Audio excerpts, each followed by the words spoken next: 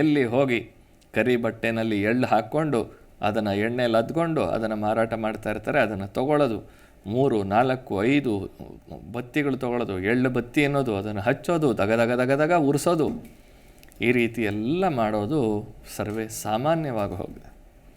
ಆದರೆ ಶನೈಶ್ಚರ ಕೇಳೋದೇನಪ್ಪ ಅಂದರೆ, ಮೊದಲನೇದಾಗಿ ನಾನು ಹಿಂದಿನ ಸಂಚಿಕೆಯಲ್ಲಿ ಕೂಡ ಹೇಳಿದ್ದೆ, ತಂದೆ ತಾಯಿಗಳಿಗೆ ಗೌರವ ಕೊಡೋದನ್ನು ಮಾತ್ರ ಶನೈಶ್ಚರ ಕೇಳ್ತಾನೆ, ಧರ್ಮದ ಆಚರಣೆಯನ್ನು ಮಾತ್ರ ಶನೈಶ್ಚರ ಕೇಳ್ತಾನೆ.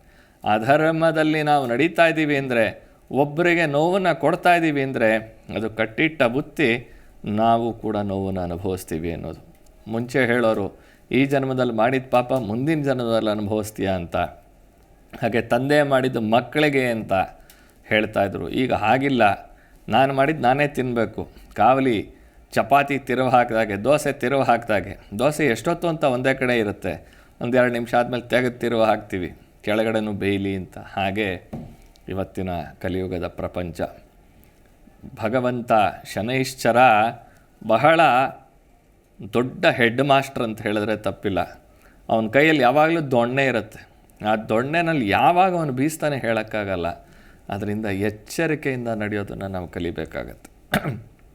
ಮೊದಲನೇದಾಗಿ ಶನೈಶ್ಚರಂದು ಒಂದು ಸಣ್ಣ ಕಥೆ ಹೇಳ್ತೀನಿ. ಸಣ್ಣ ಕಥೆ ಹೇಳಿಬಿಟ್ಟು ಅದರಿಂದ ಪರಿಹಾರ ಏನು ಮಾಡ್ಕೊಳ್ಬೇಕು ಅನ್ನೋದನ್ನು ತಿಳಿಸ್ತೀನಿ. ಯಾಕಂದರೆ ಈ ಕಾರಣಗಳು ನಾವು ಮಾಡಬೇಕು ಅನ್ನೋ ಮನಸ್ಸಿರತ್ತೆ, ಜಪ ಮಾಡೋಣ, ಪೂಜೆ ಮಾಡೋಣ, ಸೂರ್ಯೋದಯಕ್ಕೆ ಮುಂಚೆ ಏಳೋಣ, ತಂದೆ ತಾಯಿಗಳಿಗೆ ಗೌರವ ಕೊಡೋಣ, ಮನೆಯಲ್ಲಿ ಹೆಂಡತಿ ಆಗಲಿ ಮಗಳಾಗಲಿ ಅಳದಿರ ಇರೋ ಹಾಗೆ ನೋಡ್ಕೊಳ್ಳೋಣ, ಅವ್ರನ್ನ ಜಾಸ್ತಿ ನಿಂದನೆ ಮಾಡೋದು ಬೇಡ, ಕೆಟ್ಟ ಚಟಗಳಿಗೆ ನಾವು ಹೋಗೋದು ಬೇಡ ಅಂತ ನಾವು ಅಂದ್ಕೊಳ್ತಾನೆ ಇರ್ತೀವಿ.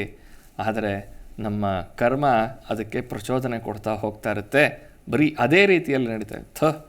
ನಾನು ಎಷ್ಟು ಅಂದ್ಕೊಳ್ತೀನಿ ಇದು ಮಾಡಬಾರ್ದು ಅಂತ, ಮತ್ತೆ ಇದೇ ಆಗುತ್ತಲ್ಲ, ಹೋಗಲಿ ಈ ಸಲ ಹೋಗಿ ಹೆಂಡತಿ ಹತ್ರ ಅಮ್ಮನ ಹತ್ರ ಕ್ಷಮೆ ಕೇಳ್ಬಿಡೋಣಮ್ಮ, ತಪ್ಪಾಯ್ತಮ್ಮ, ಏನೋ ಗೊತ್ತಿಲ್ದಿರ ಮಾಡಿಬಿಟ್ಟೆ, ಒತ್ತಡದಲ್ಲಿ ಮಾಡಿಬಿಟ್ಟೆ. ಎಷ್ಟು ಸಲ ಕ್ಷಮೆ? 1 ಸಲ, 2 ಸಲ, 3 ಸಲ, 100 ಸಲ. ಅಮ್ಮ ಆದವಳು ಹುಟ್ಟಿದ ಮಗು ಕಾಲಿಂದ ಎದೆಗೆ ಒದಿಯುತ್ತೆ, ಕಾಲಲ್ಲಿ ಗೊತ್ತಿರಲ್ಲ ಪಾಪ ಮಗುಗೆ, ಅವಾಗಲಿಂದ ಕ್ಷಮೆ ಮಾಡ್ತಾಳೆ. ಕಚ್ಚಿಬಿಡುತ್ತೆ ಜೋರಾಗಿ ಅಮ್ಮನ, ಫಟ್ ಅಂತ ಎಲ್ಲಂದ್ರಲ್ಲೇ ಹೊಡೆದ್ಬಿಡುತ್ತೆ. ಅಮ್ಮನ ತೊಡೆ ಮೇಲೆ ಅಮೇಧ್ಯಗಳನ್ನು ಮಾಡಿಕೊಳ್ಳುತ್ತೆ. ಅವಾಗೆಲ್ಲ ಅಯ್ಯೋ ನನ್ನ ಮಗ ಅಂತ ಕ್ಷಮೆ ಮಾಡ್ತಾಳಮ್ಮ ಅಲ್ವಾ? ಹಾಗೆ ಕೊನೆಯವರೆಗೂ ಸಾಯೋವಾಗ ಒಂದು ವೇಳೆ ಬೆಡ್ ಮೇಲೆ ಮಲಗಿದ್ದು ಅಮ್ಮನ್ನು ಅವನು ಸರಿಯಾಗಿ ಆಹಾರ ಕೊಡ್ದಿರ, ಅಮ್ಮನ್ನು ನಿಂದನೆ ಮಾಡಿ, ಅಮ್ಮನ್ನು ತೊಗೊಂಡೋಗಿ ಅನಾಥಾಶ್ರಮಕ್ಕೆ ಹಾಕಿದ್ರು ಕೂಡ ಸಾಯೋ ಸಮಯದಲ್ಲಿ ಅಯ್ಯೋ ನನ್ನ ಮಗ ಬರಲಿಲ್ವೇ ಅಂತ ಬಾಗಿಲು ನೋಡ್ತಾ ಇರ್ತಾಳೆ. ಒಂದು ವೇಳೆ ಆ ಸಮಯದಲ್ಲಿ ಬಂದ ಅಂತಂದರೆ, ಮಗನೇ ಬಂದೇನೋ, ನಿನ್ನನ್ನು ನೋಡೋಕ್ಕೆ ನಾನು ಕಾಯ್ತಾ ಇದ್ದೆ ಕಣಪ್ಪ, ನೀನು ಚೆನ್ನಾಗಿರಪ್ಪ ಅಂತ ಹೇಳಿ ಆ ಸಮಯದಲ್ಲೂ ಕೂಡ ಕ್ಷಮೆ ಮಾಡೋ ಅಂಥವಳೇ ತಾಯಿ. ಆ ತಾಯಿ ಪ್ರೀತಿ, ತಾಯಿ ವಾತ್ಸಲ್ಯಕ್ಕೆ ನಾವು ಬೆಲೆ ಕಟ್ಟೋಕ್ಕೆ ಸಾಧ್ಯವೇ ಇರೋದಿಲ್ಲ. ಅಂತಹ ಒಂದು ತಂದೆ ತಾಯಿಗಳನ್ನು ಗೌರವ ಕೊಡಬೇಕಾದ ನಮ್ಮ ಕರ್ತವ್ಯ ಇರುತ್ತೆ. ಜಿ ಕನ್ನಡ ನ್ಯೂಸ್ ಈಗ ನಿಮ್ಮ ಮನೆಯಲ್ಲೇ ನೋಡಿ. ಎಲ್ಲ ಕೇಬಲ್ಗಳಲ್ಲಿ ಈಗ ಲಭ್ಯ.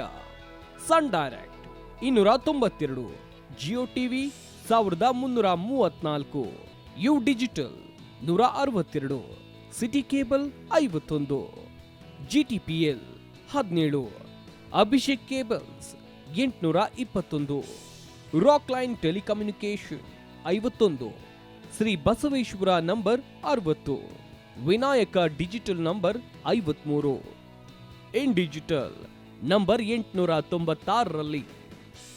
ನಿಮ್ಮಿಸ್ತದ ಜಿ ಕನ್ನಡ ನ್ಯೂಸ್ ನೋಡಿ ಆನಂದಿಸಿ.